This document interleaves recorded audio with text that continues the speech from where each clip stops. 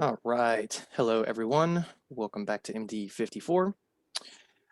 Um, I want to start today's class by reminding everyone that while our homework in this class and a lot of the problems that we use for the lecture material as well, they're all labeled based on week 3, week 3, week 4, week 4, week 5, week 5, week 6, week 6. But something that I addressed at the very beginning of this semester, and maybe only mentioned maybe once or twice since then, is that we have a really, really difficult time following this weekly schedule exactly. In all honesty, when it was set up, no one considered the fact that certain sections of chapter 2, certain sections of chapter 4, the beginning, doing all that intro to Excel stuff, no one really considered the fact that that was going to take more time. They just said, all right, well, you got this many sections, that's a week. Same number of sections, that's a week. Same number of sections, that's a week. Same number of sections, that's a week. And it doesn't work that way in this course. So again, this is just a friendly reminder that while this is week 5, we may not necessarily be doing all stuff in week 5. When we get to week 7, we might not be doing stuff from week 7. We may be back in week 6 or even week 5 potentially. So just try and keep up along with the 154, try and understand where we would be in here. Like we haven't really talked about percents too much. That's chapter 4. Yes, we see a percent or two here and there, but we don't start the main focus of percents until chapter 4. So, you see percents in week 7, but if we're not in chapter 4 in week 7, maybe we're not doing that section yet. Again, that's just the point here. So we're going to talk about some stress management today, some time management, a little bit more stuff with fractions. So we're going to kind of break this in half. The first half will be, less of the math-based stuff, and then the second half will be more math-based. So yeah, so let's go ahead and get into this. Per usual, if you have any questions, I'll be in the chat. Let's get it. So today I'm going to kind of pick some things from the stress management section since we didn't do any of those yet. I want to kind of want to get a little back into fractions again, just to do a couple problems to remind us the difference of multiplying versus adding or subtracting or dividing as well. Just everything kind of mixed in together. But let's do some of the stress management and time management stuff first. All right, so we've done 2 questions.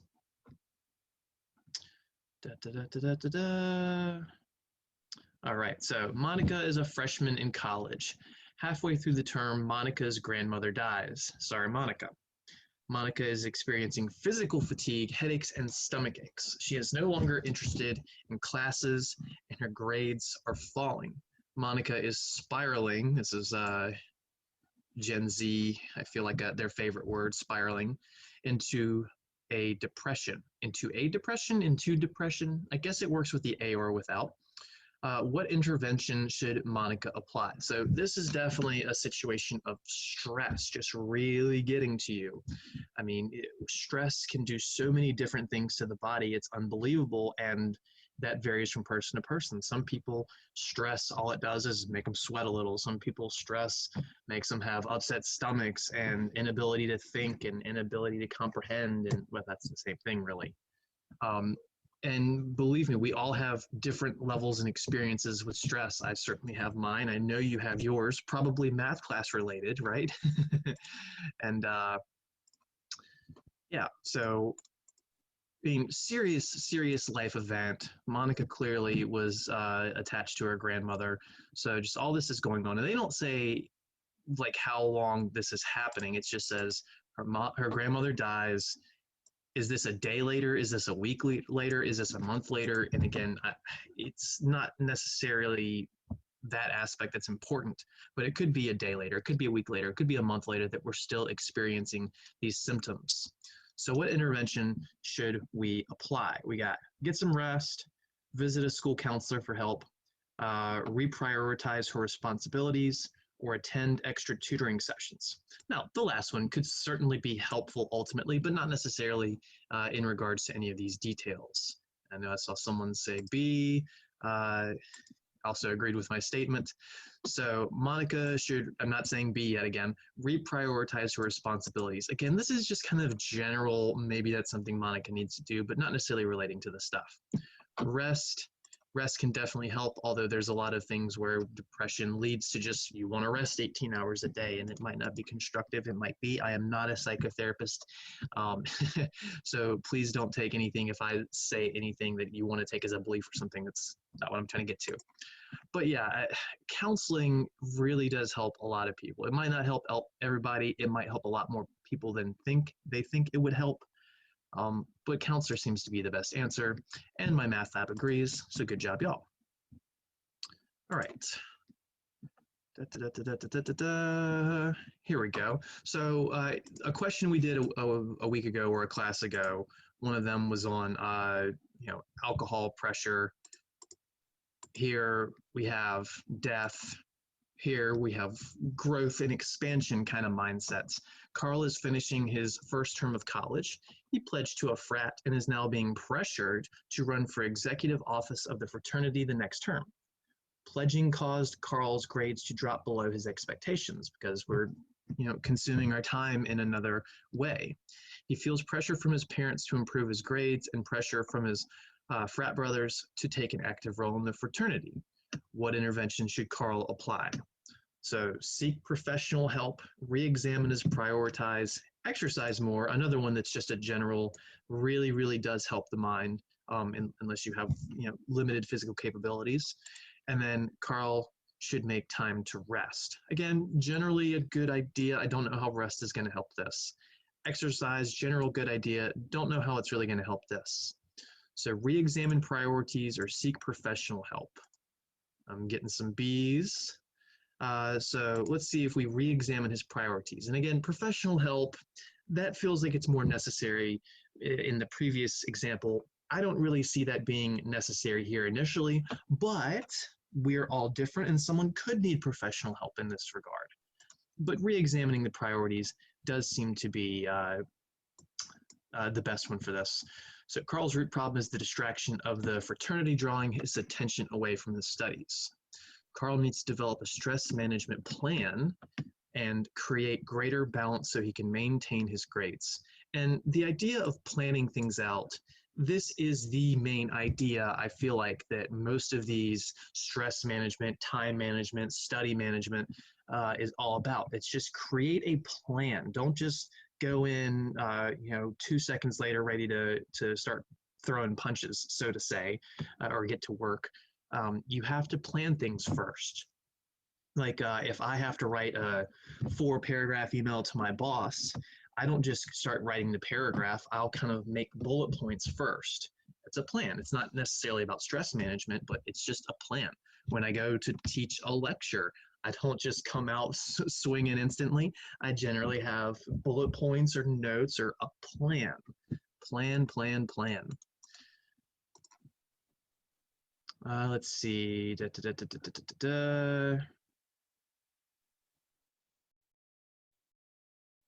Yeah, this is a good one. So Jessica will be going to college for the first time this fall. Her school is a 4-hour drive from her hometown. So if you live in the Hampton Roads area, this is kind of like going to Virginia Tech, or UVA is like 3 hours. Tech's probably closer to 5 hours, but somewhere in that ballpark. Lately, Jessica has been more irritable and less interested in finishing her high school homework than usual, even though her workload has not increased. Which common stressor is probably affecting Jessica? Too many activities and not enough time, fear of the unknown, poor academic performance, or traffic. Now, a lot of people might go straight to traffic, but this 4-hour drive isn't a day-to-day stressor. So it could be traffic. And if she was going to be commuting these 4 hours, that would be definitely a stress, what's the word I'm looking for? Something to cause stress. Poor academic performance, again, that doesn't say anything about her academic performance currently in here, so C doesn't seem great. D, they said it's a possibility. You could be worried about traffic in the future. Too many activities and not enough time. Again, there's nothing really in here that's kind of dictating that that's the problem. It's probably fear of the unknown. And some people might also say they've got senioritis because I already got into college. I don't feel like I need to do anything else in high school. I feel like that should have been one of the choices personally. So let's see.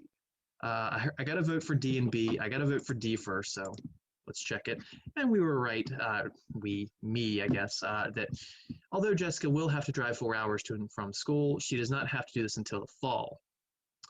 So her irritability and lack of interest in her homework is probably a result from being nervous and afraid of what college would be like. So that sentence even kind of spoils that it's definitely fear of the unknown.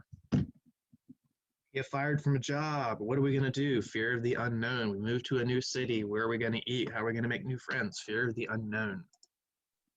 It's a tough one. Something I'd say most of us, if not all of us, experience at some point in our lives. Which side effect is not the result of stress? So we said stress can cause just a whole bunch of symptoms. Nausea. Oh yeah, I've seen some students develop nausea when you hand them that test, that math test. Frustration. I mean, that one's just clearly obvious, right? Change in sleep patterns. Some people get so hyper-focused that they can't sleep anymore, or some people kind of get into that depression side of stress, and then that can make them sleep too much. Improved concentration. I don't even think we need to think this one out. You are not going to get improved concentration from stress unless you're just some Superman or Superwoman or something like that. And those people certainly exist, but that is not the norm. Stress in general is not going to make you concentrate better. When should someone use a stress intervention strategy? When stress levels are low, moderate to high, when there are few warning signs, or when there are no warning signs.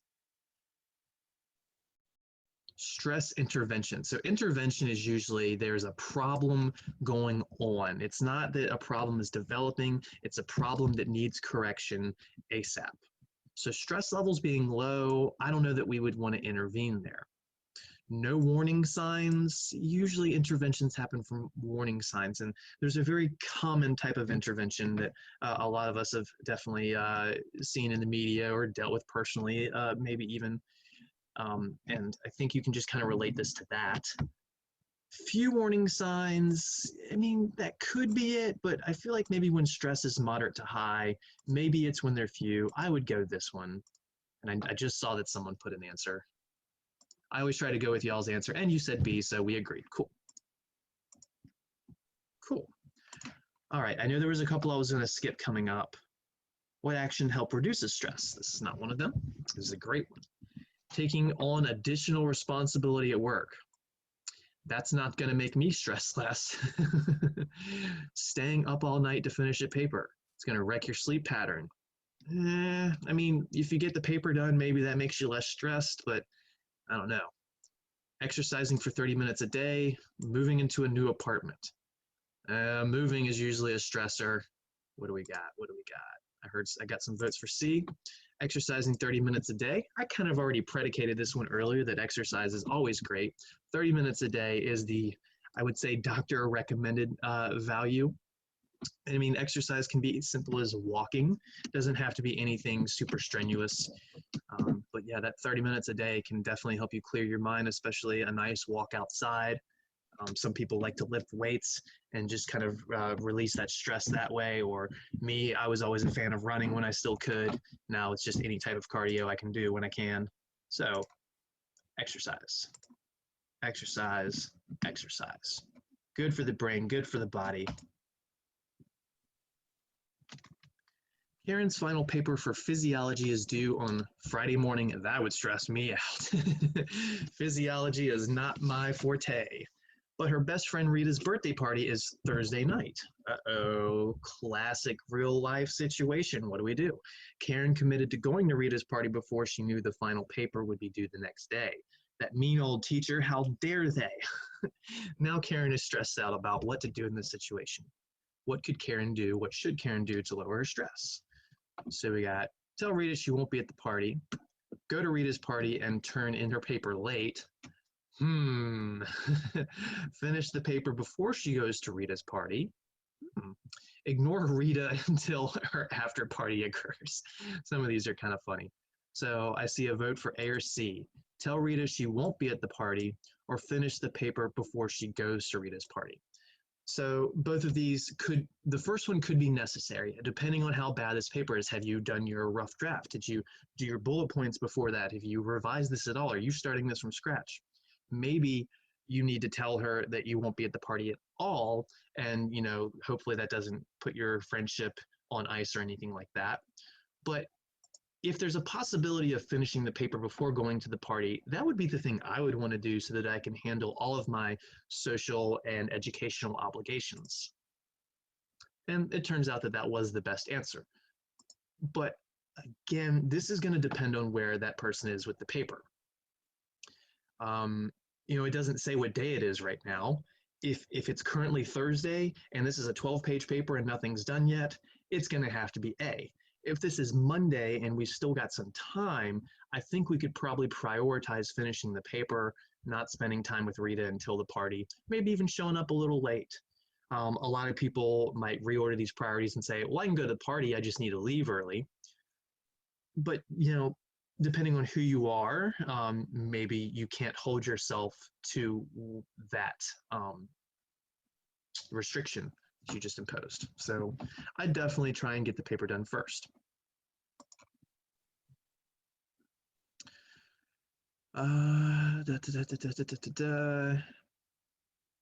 Yeah, I think this was the last one before I was going to skip around. Okay. Read the scenario and answer the question that follows. Jake sent a text message to his friend saying, I've never been this stressed in my life. I don't know what to do. But he does not receive a response. Classic, right? We've all been there. When he did not receive a response, he felt isolated and misunderstood. He wanted immediate feedback and did not get it. Which approach may have been the better way for Jake to handle his stress? Send this text, get back to me right away, I need you, where are you? Question mark, exclamation mark. Make phone calls until you get a friend or family member on the line. Maybe. Approach a stranger and begin a conversation about stress. I mean, I know half of us don't even like talking to strangers at all, so that probably isn't a good one. Unless they have candy, that's a joke, that's a joke, that's a joke. Manage the problem himself. So A seems like it's a little bit too panicky, so I don't know about that one. Stranger danger sounds like a bad idea. You can tell I'm a kid of the 80s and 90s. Make phone calls until you get a friend or family member on the line, or manage the problem himself seems the best. Let's see, what do we got to vote for? We got to vote for D. And I think I would be inclined to agree. We really have to take charge and control of our lives and emotions on our own as best as we can. And yes, sometimes we have to rely on other people, but we need to try and handle those problems first, I think is what most people would probably say. Uh-oh. Jake should seek outside assistance when his stress management strategies no longer work. And I guess because I've never felt so stressed in his life. So maybe it is make phone calls. There we go. These little details with these questions I've mentioned before can make it so two choices really do seem possible. And it's just the I've never been this stressed that really made it B. If you said, yeah, I'm a little stressed, I think that the answer then would have probably been D. So admittedly, I got that wrong on my first guess. Nope, not that one. Not that one. Here we go. Good time management skills help keep stress levels low. I have this, I don't wear a watch anymore because it's the day of the cell phone, right? So back in my younger days, I always wore a watch and I would check that thing like 80 times a day. And friends and family would always think that I was like just waiting to leave. Like, why do you keep checking the time? Are you not having fun? Are you ready to go? Like, no, it's just a habit of mine. It's because I was always pretty good with time management skills, I guess. So I always wanted to know what time it is. And I'll still check my cell phone for the time pretty frequently, but it's not attached to my wrist. So it's a little, it's not as easy to check. As I check right now, because I'm curious how far we are along in class. So which action is most important when students are trying to manage their time? Making choices, wearing a watch, checking their day planner, or always following their schedule.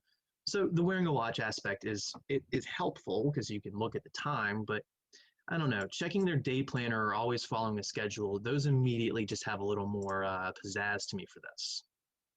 I mean, and it could have been making choices, but it just doesn't seem to be the most relevant. So, which action is most important when students are trying to manage their time? Checking their day planner is important to see where they should be, but I would say actually creating that day planner and following that schedule would probably have the most importance. The action is not the most important when students are trying to manage their time. Schedules can change and sometimes you have to be flexible. So I didn't know they were going to account for flexibility in this problem. That is certainly a thing. So checking their day planner. No, the correct answer was A, making choices. So I definitely misread that question in terms of what they wanted. Good time management help keep stress levels low. Which action is most important when students are trying to manage their time? I mean, this is the first priority. This is definitely the first priority. I'm going to argue with this answer a little bit. Making a schedule and following it to the best of your ability would be the most important, in my opinion. But when you have this schedule set and your mom says, you've got to do the dishes right now, or your dad says, you've got to mow the lawn right now, or your friend says, hey, I broke down, you need to come pick me up. You know, these things that pop up, definitely making choices is going to be an important action. This is not my forte, as I mentioned. I'm a math teacher. This is just secondary stuff. I don't really like that the answer is A, but it's all important. We're making important choices with your time, important. Following your planner once you make it, making the plan, A, C, D, all extremely important. All right, I got 10 more minutes of this, and then we'll do some math. That's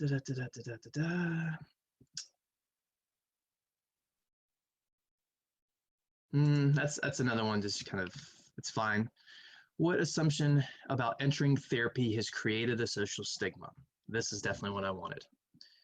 There is absolutely a social stigma about people going to therapy. I would say that this stigma has lessened and lessened as the years have gone on. This Gen Z, I feel like they are a lot more open about talking about their therapy and going to therapy, actually seeking therapy. So that's progress. We're always progressing.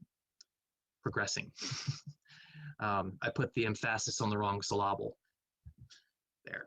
All right, so which assumption about entering therapy has created a social stigma? It represents weakness. Only seriously unhealthy people seek therapy. It helps people express emotions that they normally might not express. It takes a long time. It's not a quick solution, or it's not guaranteed to work. The person in therapy still has to do self-inquiry. That's looking into yourself. Got to vote for A or C. All right, so it represents weakness, or it takes a long time. It's not a quick solution. I don't know, that doesn't sound like it would be one of the stigmas. I would say that it's not being guaranteed to work would be a little more likely to be the stigma, but I don't think it is at all. I'm saying definitely not D. I don't think it's C. It helps people to express their emotions that they might not normally express. How dare you?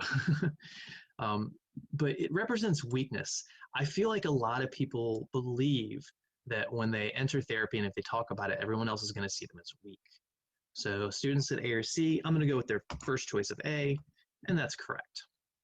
So many people believe that seeking counselors means that they are weak, flawed, deeply disturbed. Some people view therapy as a drastic measure rather than helpful support. First of all, you don't have to have massive problems to need therapy. You can have, mild, we'll say mild, intermediate problems and still need therapy. And it could just be for a short time. This could be something that you talk to someone about once or twice. You create a plan and then you just try and follow it.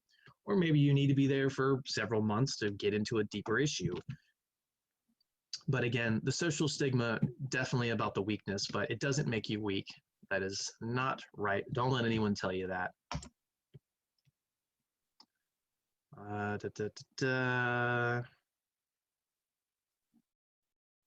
Here we go. Bob deals with high stress by turning off his cell phone, canceling social plans, and refusing to answer personal emails. It saves time and allows him to focus on his work. However, what unhealthy habit does Bob's response suggest he is using to deal with his stress? So there are ways to deal with stress that can be unhealthy. That's what this is suggesting. Selfishness? Is he being selfish by turning off his cell phone, canceling social plans, refusing to answer personal emails? I mean, possibly. There might be a little bit of selfishness in there if, maybe Bob's a dad and turning off the cell phone means his wife and kids can't contact him. So he's just trying to isolate into a bubble. So selfishness is possible. Avoidance, I mean, it definitely seems like avoidance to me. He's avoiding any kind of issues that might come up over a phone call, whether it's just having to respond quickly or go somewhere and help somebody. Canceling social plans, we're avoiding it. Refusing to answer personal emails, we're avoiding it. Workaholic behaviors, so avoidance, workaholic, this might be getting into workaholic, but it could be avoidance as well. So these are both pretty good, but avoidance is a little more specific here. Or burnout. Burnout could be a product of all of this by just work.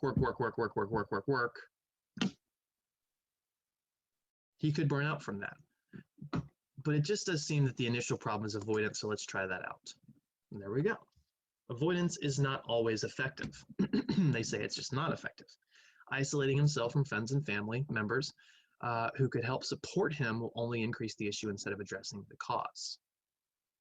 So it's not just that, he would have been helping other people could have helped him as well, potentially. There's one more I know I'm looking for. I think it might have been a lot later. Nope.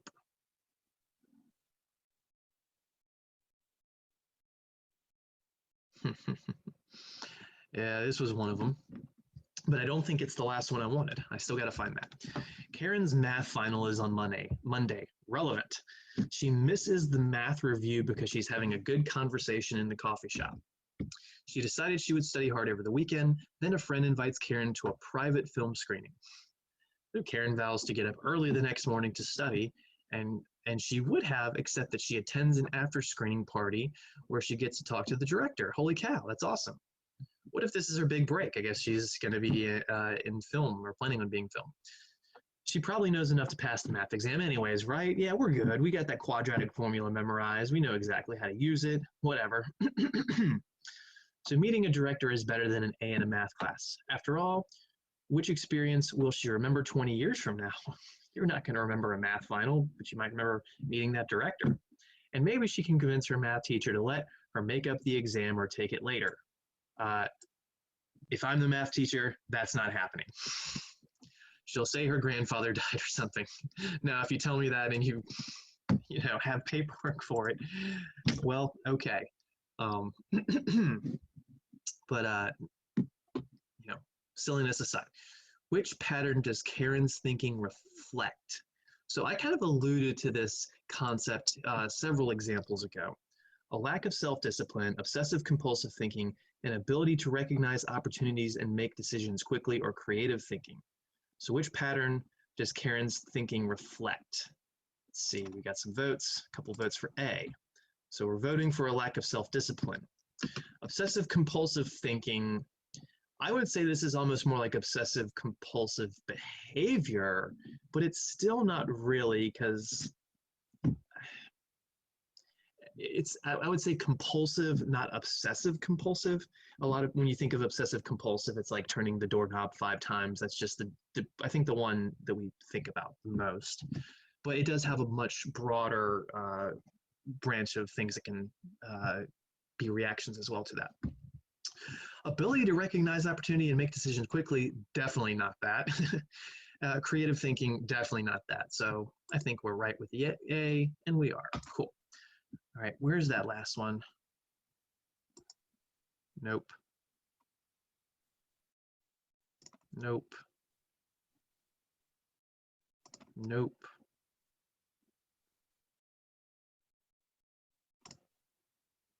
Oh, this is a good one, though. I still have a few minutes left before we gotta start. Like 2 minutes. Which option is an example of a side effect of stress? Debt, crowded living space, disorganization, mental health problems. I don't know that stress is going to lead to mental health problems necessarily. I'm not, notice the inflection in my voice. It can certainly cause you to have other bigger problems that can then lead to mental health issues potentially. Debt, I mean, stress could lead to overspending, and overspending leads to debt. Some people use shopping as a healing device, I guess, is what I'm trying to say here. We get that nice feeling in the back of our brains when we buy something new and shiny, and that feeling tends to go away after a couple of days. Which is why when I talk about finance stuff at some point, if I remember to, you'll hear me say this again, that whenever you're about to buy something, unless the sale is only that day, come back 48 hours later, see if you still want to buy it, and then buy it. Because a lot of the times you'll just get excited to want to buy the thing. And then by the time it shows up, you don't care anymore. And that 48-hour effect can just be from, hey, I think I want to buy this. Let's wait and see, though. 48 hours later, you're like, nah, those jeans look stupid anyways. All right, so I've sidetracked because I love talking finances. Crowded living space, I would say, crowded living space could be if it means you're just trashing the place. Disorganization, stress could lead to disorganization. So, there's a lot of decent answers here. It could be debt. It could be disorganization. In a world, it could be mental health problems. Let's try disorganization. No, it's not a side effect of stress. However, it can add to stress levels. I will say that when I'm stressed, I start to get disorganized. So I will say I disagree with that particular statement. Debt. It might let us check the answer. No. So it was mental health problems. So they're talking like extreme levels of stress, I want to say. So that's where you can just, go off the deep end and things can get worse there. All right, I got to find that one last question. Nope. Nope.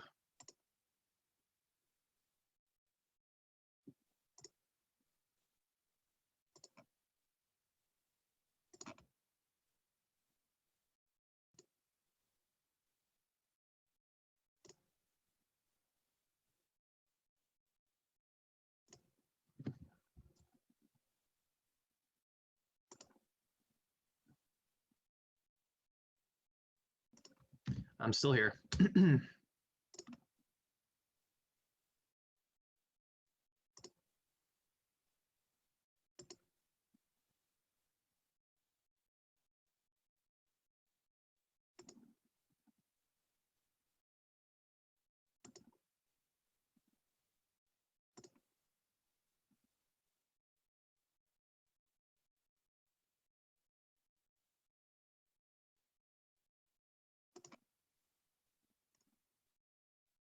Oh, nope, here it was. Here it was.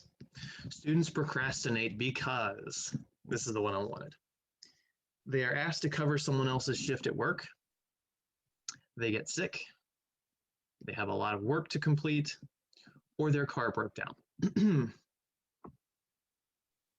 This is another case of, I love how some of these really just seem like they could all be possibilities. If you get sick, you could call it procrastination, but sick is sick. You have to delay some things, right?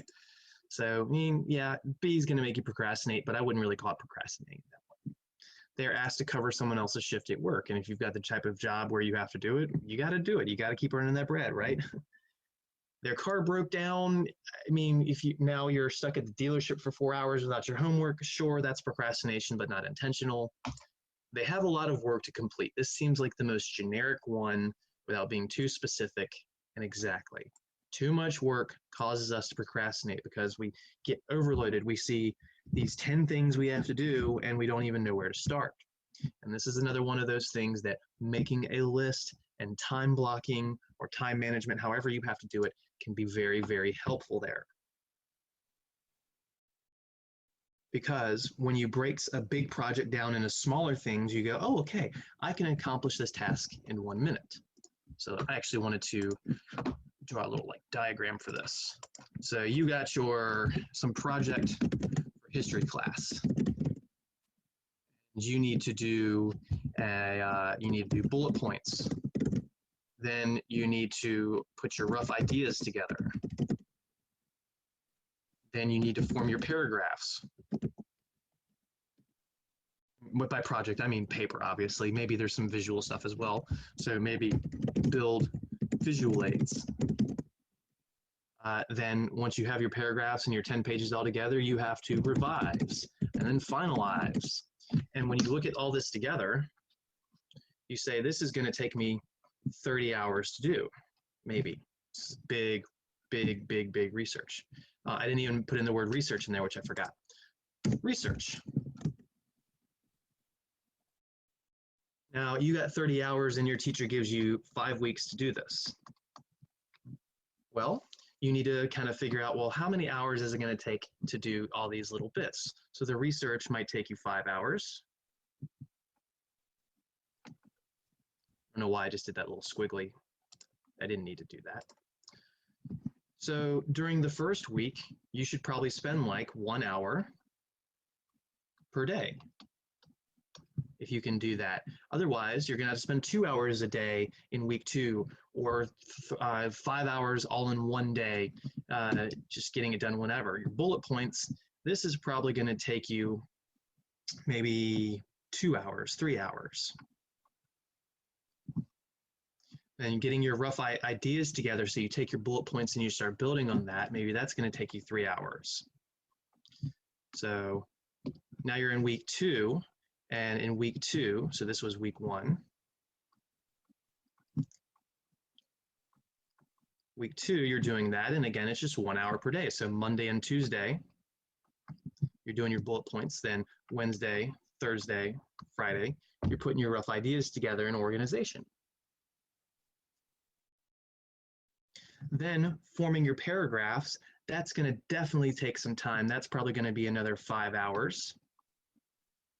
And so you could do that Monday, Tuesday, Wednesday, Thursday, Friday, 1 hour each. Building our visual aids, again, maybe that's going to take us 5 hours. Question mark, maybe. Just depends on how detailed you're going to be. You know, are you going to make some nice, wonderful 3-dimensional diagram, or are you just making a poster board? So again, 1 hour a week. I'm sorry, 1 hour a day, Monday, Tuesday, Wednesday, Thursday, Friday. So we're in week 1, we're in week 2, we're in week 3, 4. Now in week 5, let's say it was 6 weeks. I didn't mean to have the math be off that much. So then week 5, revising, maybe that's going to take you 5 hours. Again, 1 hour each day, and then maybe 5 hours to finalize this. A lot of people think that once they have their revisions done, that it's, you know, just 10 or 15 minutes left to get it, just fix your grammar or something like that. But a lot of times when you put a paper together, everything might flow really well in your head, but what you've put in pen to paper or ink to paper, or, you know, fingers to keyboard to word, whatever, however you want to say that, it might not flow as well in someone else's eyes, because you might have some ideas that connect sentence 1 to sentence 2 that aren't actually being stated in there. You might be going, oh, well, this person will assume that this is there. But if it's not there, then how can you make sure that that assumption is going to follow through? Depends on your audience. And teachers especially want you to have everything laid out clearly, not make assumptions about things. So maybe you need to go in and add another sentence. Or maybe what you have as paragraph 2 needs to be paragraph 5. Maybe you've got some sentences on page 7, the first paragraph in that one, that should actually go back into another topic. I don't grade a lot of papers. I actually did give papers 1 year in a math class, and then I said I'd never do it again for various reasons. And I'm just not an English teacher, so that was one of the biggest reasons. I don't really have a good way of correcting people's grammar. Mine isn't the best to begin with. Couldn't even tell you what a gerund is at this point in my life. So, point is, finalizing can take longer than you'd think. And you know, when you say, oh, it's going to take me 30 hours to do this whole project, that's awful. But if you get 6 weeks to do that, that's just 5 hours, 5 hours, 5 hours, 5 hours, 5 hours, 5 hours. If you break it up, it seems like a much easier task to accomplish. So, all right, week 1, my task is to finish my research, and then break it down even further. Week 1, day 1, my task is to spend 1 hour doing research. Well, you know, when you say it that way, it's not that bad. And then Tuesday, my goal is to do 1 hour of research. So you're just chipping away at this a little bit. You're setting small goals that will eventually put you at the big picture goal. But then, of course, you have to stick to them. And we know things come up. That was definitely the theme of several of those homework questions. And we have to manage those things. Sometimes we have to say no to people. No, I'm sorry, I can't help you. This is what I have to prioritize. If I don't get an A on this paper, my grade's going to be affected. It means I might not get into this grad school. I might not get the job that I want. And then I might not get to make that bread. All right. Okay, so that took a little more time than I intended, but there's nothing wrong with that. It is important. So what we're going to do for the last maybe 20 minutes is just kind of go back and do some fraction problems. We're going to address some issues. We're going to make sure we're doing things when we're supposed to and not when we're not supposed to. So as a reminder, do not need an LCD multiplying, or dividing fractions.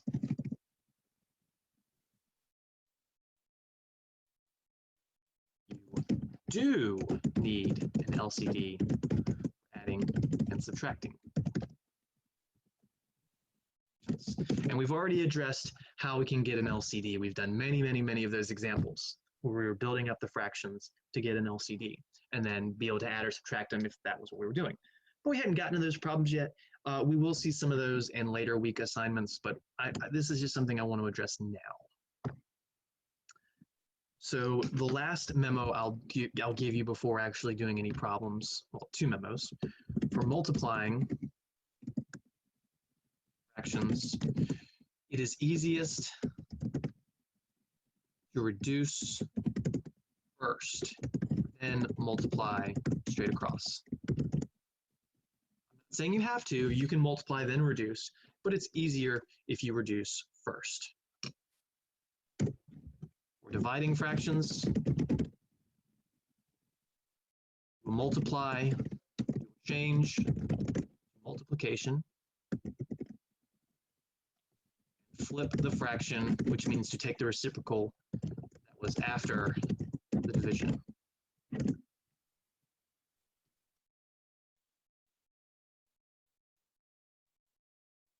So we're going to do some problems that are going to involve, no worries on that. My internet's been fun today as well. So we're going to do a couple problems that are just one of these 4 things, so just an addition or just a subtraction or just a multiplication or just a division. Then we'll do a couple where we throw them together and start PEMDASing some things. All right, so example 1, simplify. A, black, there we go. So let's do 3 20 times 33 over 5. 3 over 22 times 33 over 5. Now, I'm only going to be doing fraction, multiplication, addition, subtraction, division, all that stuff with improper fractions. I'm not going to do this with mixed numbers. It would take me an entire lecture just to teach that stuff. The point is you can convert a mixed number to an improper fraction and then just do the math that way. That's the way you should probably be doing things in here. If you still remember how to add and subtract mixed numbers, then do it that way. But I do want to at least verbally acknowledge that you cannot multiply or divide mixed numbers. Even your teacher can't do it. That's not a lie. There's no rules for flat out just multiplying and dividing fractions. Mixed number fractions, that is to say. All right, so here's what I'm saying by reduce first. It's easiest to reduce first. So 3 and 22, nothing to reduce. 3 and 5, nothing to reduce. 33 and 5, nothing to reduce. But 22 and 33 are both divisible by 11. 11 goes into 22 twice and into 33 3 times.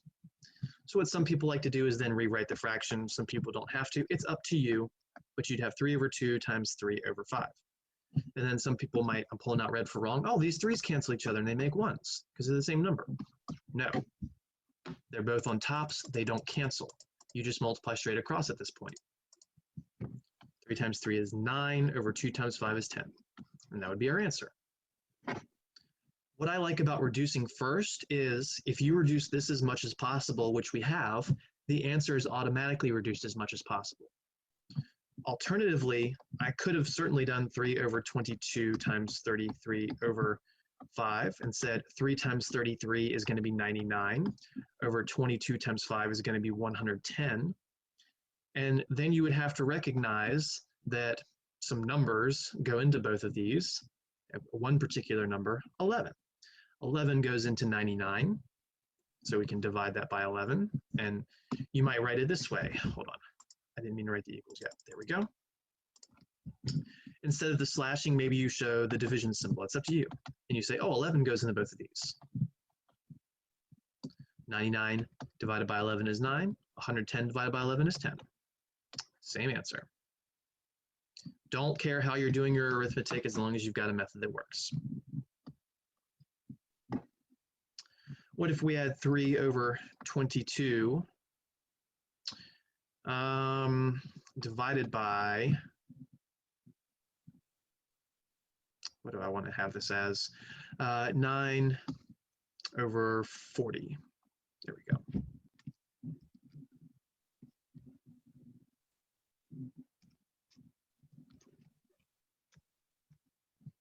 So this is a division.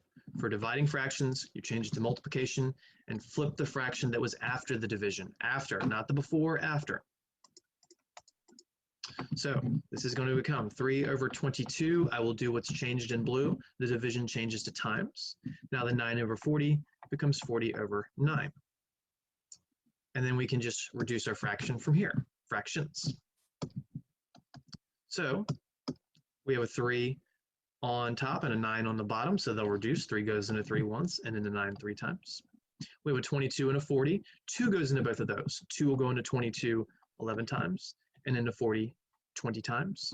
And then we just multiply straight across. Nothing else reduces. 1 times 20 is 20. 11 times 3 is 33. And there we go.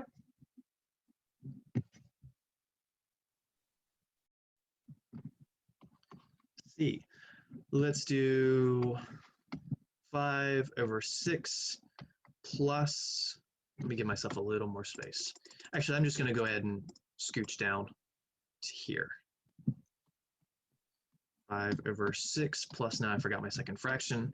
I knew the bottom was 9. The top was, it doesn't really matter. Let's go with 8.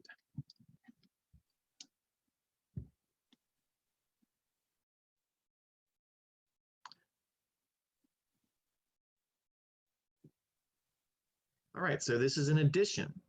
As we stated earlier, addition and subtraction, you do need an LCD. You do need that. So the nice thing about adding and subtracting fractions is technically you just need a common denominator. It doesn't have to be a least common denominator. In fact, any multiple of 18 would be a common denominator for this. So 18 is a common denominator. 36 is 1.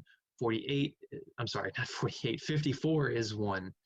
180 would be 1. 90 would be 1. There's all sorts of common denominators I can use that will ultimately get the answer right, but you'll be dealing with bigger numbers. It'll be more of a pain in the butt to reduce, which is why we suggest to use the least common denominator. So with 6 and 9, your LCD is going to be, there's 2 different ways. You can list the multiples, 6, 12, 18, 24, 30, etc. 9, 18, 27, 36, etc. until you find a match in which 18 was the match. Again, that was by doing 6's multiples, 6, 12, 18, 24, etc. 9's multiples would be 9, 18, 27, etc. 18 is the first match. Alternatively, you can do what's known as prime factorize them. That means to write it as a product of the smallest numbers possible. 6 would be 2 times 3, and 9 would be 3 times 3. And then your LCD needs the most of each factor. Now, when I say most, what I'm talking about is we have 2's and we have 3's. Those are the unique factors. Factor means a product. These are options. So with a 3, there's a single 3 here, and there's a pair of 3's here. Those are the options you're considering. So between one of them and two of them, the most would be the two of them. So for the threes, we need two of them. For the twos, there's only one anywhere, so it's definitely only one, which says that your LCD is just the product of all of those. 2 times 3 times 3, 2 times 3 is 6, times 3 is 18, the same value. Do you think I care which way you get your LCD? Nope. I just care that you can. Is this going to be something that you're doing a ton of in the actual Math 154 course? No. Does it come up occasionally? Do you see the occasional problem that has fractions? And my math lab is going to want the answer written as a fraction? Yes. And your calculator, when you start doing fraction math in it, most calculators give you decimals as answers. Now, there might be a way to just hit a magical button in the calculator depending on what you have to turn into a fraction. I don't know. I'm not looking at your calculator. So that's why I got to teach the true math. All right, so here's what we do. Going back to the problem, 6 and 9, you rewrite those denominators as the LCDs. You force them. And what you're going to do is figure out what the new numerators, those aren't zeros, that's just saying blanks, are going to be to make that happen. So that if you were to reduce these fractions with the blue ink, you'd go back to the original ones. But we don't actually reduce them because that would be a circular argument. So this is the way we taught you. We did lots of these. 6 goes into 18 3 times. Then you take that 3 and you multiply it by the 5. 3 times 5 is 15. So in red, I'll do the new tops. In red, I forgot to hit red, didn't I? Oops. Go, red, boom. Okay. Again, we said 6 goes into 18 3 times, or 18 divided by 6 is 3. Then you take that number and you multiply it by the 5. 3 times 5 is 15. If you don't trust this, 15 and 18 both have 3 in common. 3 goes into 15 5 and into 18 6 times. For the second one, we say 9 goes into 18 twice. 2 times 8 would be 16. So that new numerator is 16. Don't trust it, reduce it. 2 goes into both. 2 goes into 16, 8, and 2 goes into 18, 9 times. Now that the denominators match, we just combine the tops. 15 plus 16 is 31. You do not add the bottoms. 18, 18, it stays 18. You do not add the bottoms. Yes, you could convert that to a mixed number. I don't care what it is. This is generally the way we like our fractions as answers. All right, let's do another one. Let's do a subtraction. Let's have 3/15 minus 9/10. Well, we got to find an LCD. And I'm going to have to show the work. We'll do it over here. So our LCD is going to be what? Well, if you do the multiples, 15, 30, 45, 60, 10, 20, 30, well, 30. 30 is the first match. These matches don't always happen so quickly, though. For instance, if I asked you to find the LCD between 11 and 17, you're going to be listing a lot of multiples before you get to that LCD, which is coincidentally 11 times 17. I say coincidentally because there's no common factors. If there's no number that goes into both of the denominators besides 1, you can actually just multiply them to get the LCD. But that wasn't the case for either of these two. 6 times 9 is definitely not 18. 15 times 10 is not 30. If you broke it down, I won't list the multiples, I said it out loud, but if you did it the prime factorization way, 15 is 3 times 5, 10 is 2 times 5, so we have 2s, 3s, and 5s. We have a single 2 that we'll need, we'll have a single 3 that we need, the top option has a single 5, the bottom option has a single 5, which means we need a single 5. We take the most of the options, not all of them, the most from an option. Doesn't matter which one you circle, I circled the top. So the LCD is 2 times 3 times 5, which is 6 times 5, which is still 30, yay. So we take the original problem.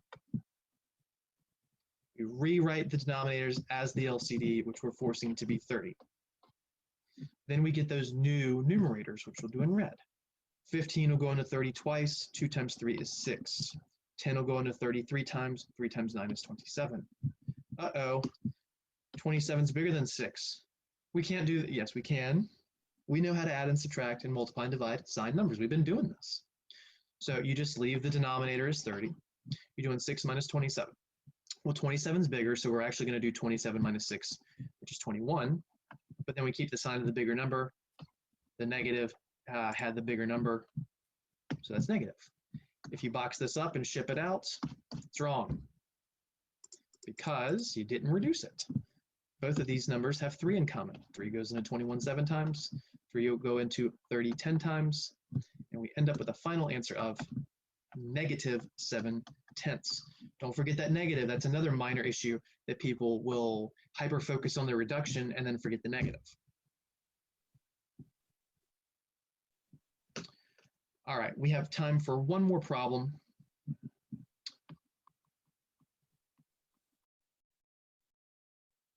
So let's do some mixture of things. Let's go with 3/2 times 5/9 plus 4/11 divided by, this was 20/33. There we go.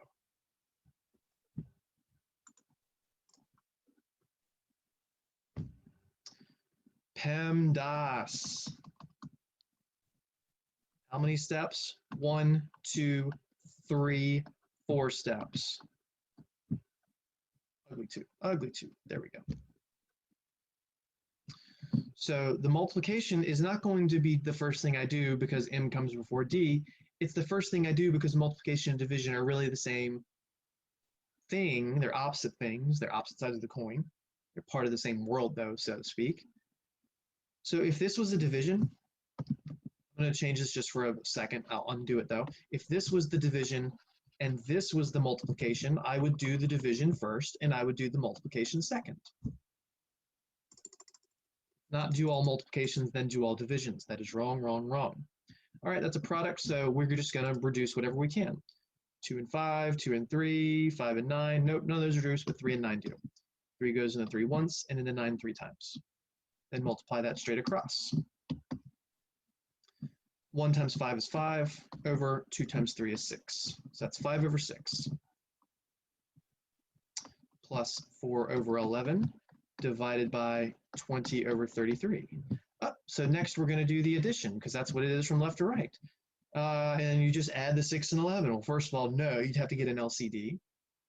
Second of all, no, this is not what we do next. Multiplications and divisions come before additions and subtractions. This is what we should be doing next. But it's a division, so we need to clean it up and change it to a multiplication.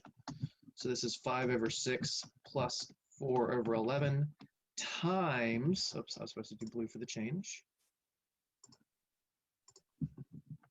33/20. Now we focus on the multiplication and see multiplications and divisions really are the same thing, different sides of the coin, so to speak. 4 will go into 4 once, 4 will go into 25 times. 11 will go into 11 once, 11 will go into 33 3 times.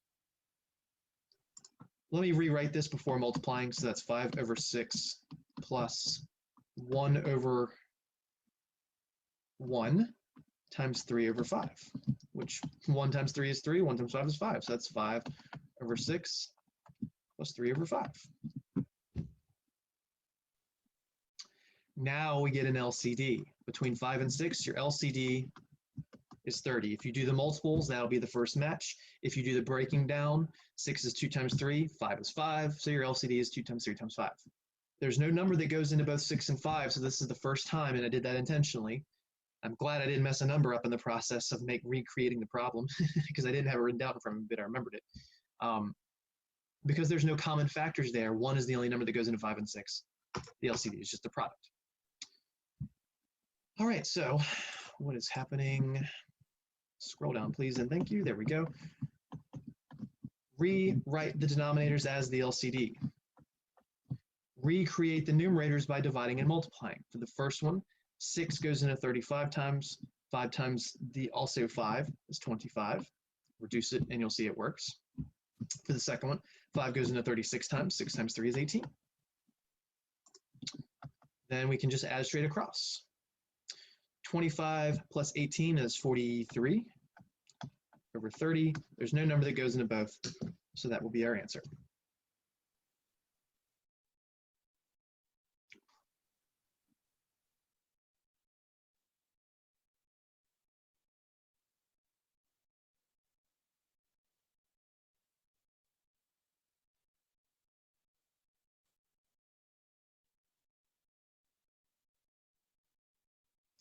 Okay. So, like I said, I wanted to use this as an opportunity. We did that nice grade problem previously. Um, what did I want to say? I just lost my train of thought.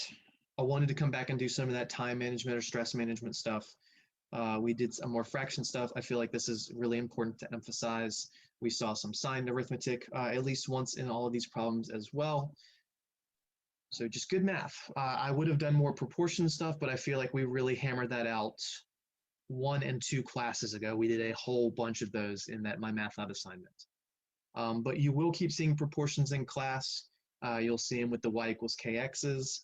Maybe we'll do a little more of those next class in this MDE. Yeah, I might do some more scenarios using y equals kx and actually run through the y equals k over x as well. So that'll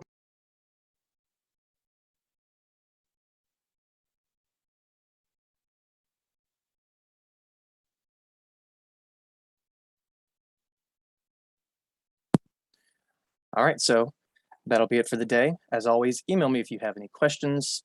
Please work on as much homework as you can in both Math 154 and the MDE 54. And as always, have a good one, and we'll see you next class.